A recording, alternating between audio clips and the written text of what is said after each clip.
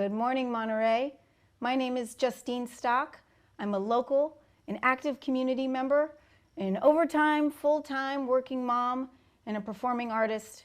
And I have the pleasure of having Terrell Maddox Haberdasher here in my home. It's so wonderful to have you here, friend. Oh, I'm happy to be here. Every time I'm here, it's awesome. And I really appreciate you opening your home and opening your entire living room up to me and House of 8 Media behind the camera to do this today. Oh, it's my pleasure. I mean, 2 days away from the election. Yeah, 2 days till the election. Big How deal. do we feel? Amazing, surreal. I feel like I'm floating. So exciting. That's so cool. Now, it's so weird because Terrell, Maddox, Haberdasher, I mean, I call you Maddox, you're known as Maddox in town. So who's Terrell Maddox versus Maddox Haberdasher, the fashionista, stylist, event promoter? Who are these men? Well, you know, everyone realizes that they're multifaceted. I just found a way to kind of put a name on each facet.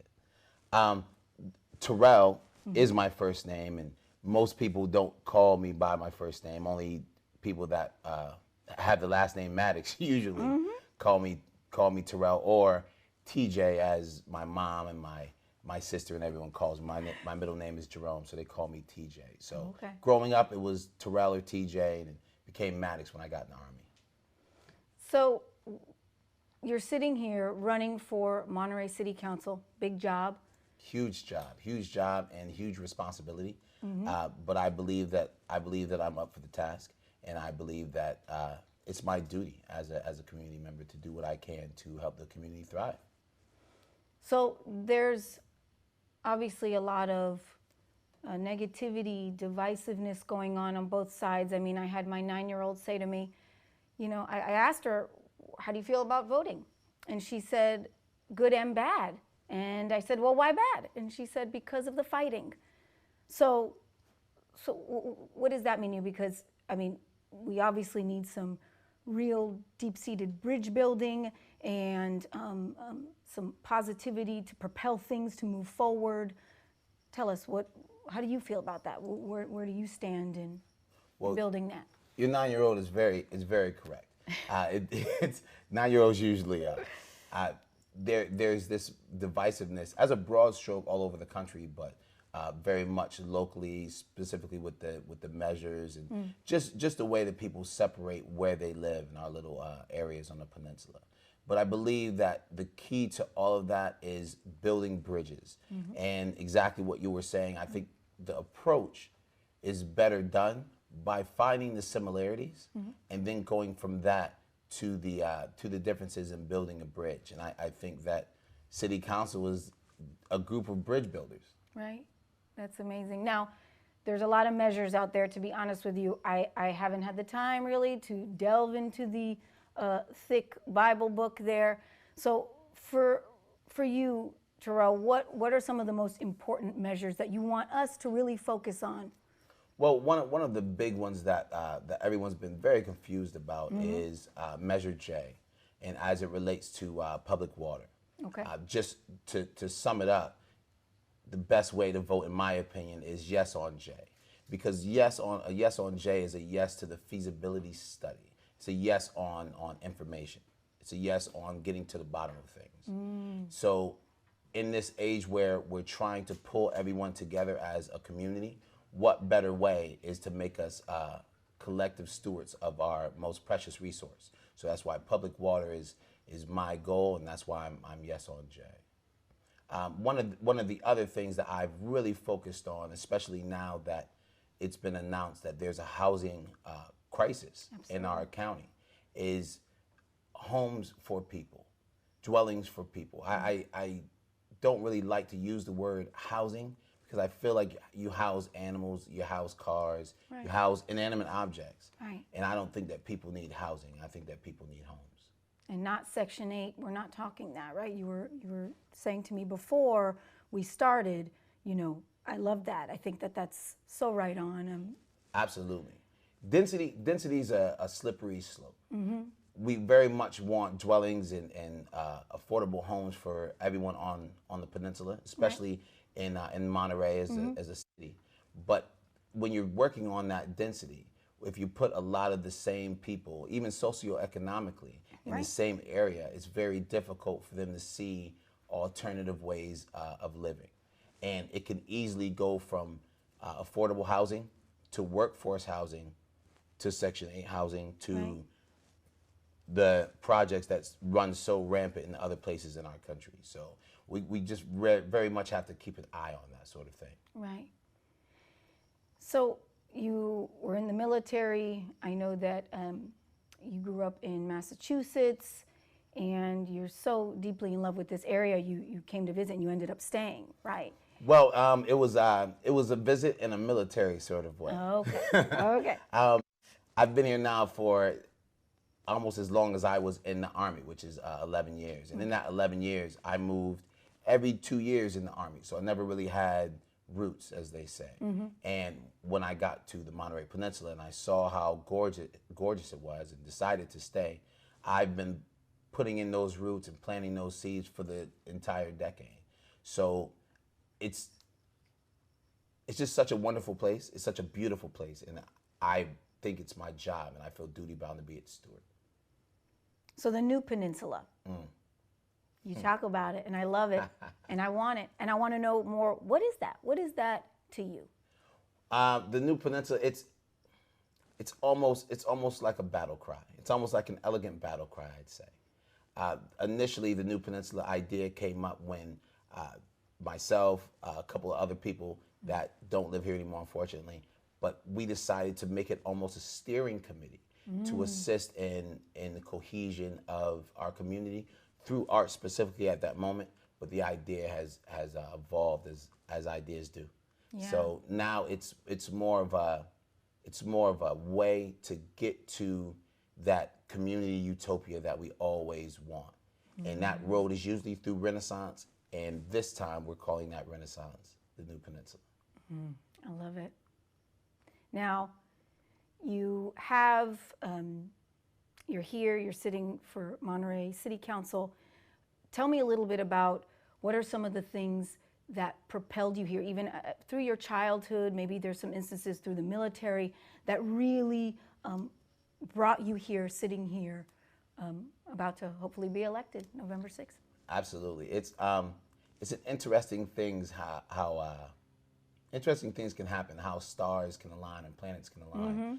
Growing up, my father taught me a lot of values that I didn't realize at the time were union values and values that were instilled in me that came from unions, but I didn't know that at the time. My father was a mediator for the International Brotherhood of Electrical Workers. Okay. And he very much believed in building those bridges, and he instilled that in me. At the time, I just took it as my father's values, not necessarily union values, but I see now that they're one and the same. And being in the house with my father and learning those things, and then moving from that to the military and learning that honor and integrity and perseverance are almost tangible in my mind, and real things, and working on the right things for the right people is a duty. And I learned that in the military, and then getting here and discovering a place that I love, I have to be able to implement those same values that I've learned along the way right here on the peninsula. And I think that the best way to do it is sitting in that seat. It's the planets align in the strangest of ways, but I believe that they've aligned the way that they have so that I could be sitting here exactly now with you. That's a beautiful thing. Now, give me an example of what is it to do the right thing? Give me an example of doing the right thing. Maybe it's something that in the military that you experienced, or even as active as you are in the community, doing the right thing, where you were given an opportunity to possibly go do the wrong. No, share the right thing. What is that? Absolutely. One story that I touched on before we were on camera. Yeah. When I was in Iraq during Iraqi freedom, I found myself as a component to the Coalition Military Assistance Training Team. It was put together to assist the new Iraqi army and standing up their military infrastructure. Wow. During that time, when we were training our soldiers, we were involved in a vehicle-borne IED. IED is a improvised explosive device. And after the blast and after everyone was checked on, the only one that was hurt was one of the insurgents that was attempting to deploy the bomb. Wow. Being an Army medic, I still had to render aid to someone that, in a lot of circumstances, I wouldn't have wanted to render aid or wished ill. Right. But the right thing was to render aid because he's a person too, and I don't understand all of his values, so we have to build that bridge.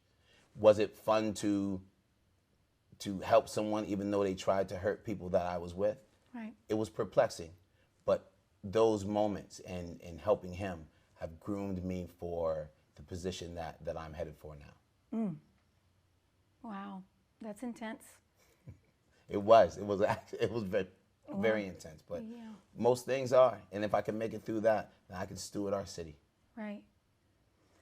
Tell me a fun fact about Terrell Maddox, something that we would never know unless I asked you. If we were sitting here, right now, now's your opportunity. I want to hear something that most people don't know about you. Well, I'm in the final stages of a ballet libretto that I wrote myself, and I actually worked on the fundamental score myself. And Wow. but it all links back to what I always do. The ballet is really a metaphor for the perils of evolving culture. Now, you can call that culture the New Peninsula. You can call that culture Monterey. You can call it whatever synonym you'd like. But I believe that there's so many perils to evolving culture, and the best way to help people navigate through it is through visibility in the arts and showing people through arts, or as my friend Michael Buffo likes to call it, edutainment. So we're in the final stage. It'll go through Dance Kids of Monterey County, and one of the wonderful aspects of it is there's no external sound on the ballerinas and on the audience. It's all internal in the headphones, silent theater. So the narration and the music is a shared experience regardless of the language that the audience speaks. Wow, that's a really beautiful thing. Building bridges through the arts. I'm a fan. I'm in. It's going to be a good one. I can't wait to see it myself. So when can I see it? We're working I'm buying tickets. Well, we're working in the scheduling now, so it'll be in 2019 or 2020 through Dance Kids, so keep an eye on Dance Kids of Monterey County. Okay, excellent. Well, my dear friend, it is so wonderful to have you here with me, sharing, letting us get to know Terrell Maddox Haberdasher for Monterey City Council. Good luck. I mean, you know you have my vote. Absolutely. Thank you, and thank everybody out there that stayed and watched and voted and is going to vote in the next 2 days. I really need your support. Thank you. Thank you, everybody. Have a great Sunday.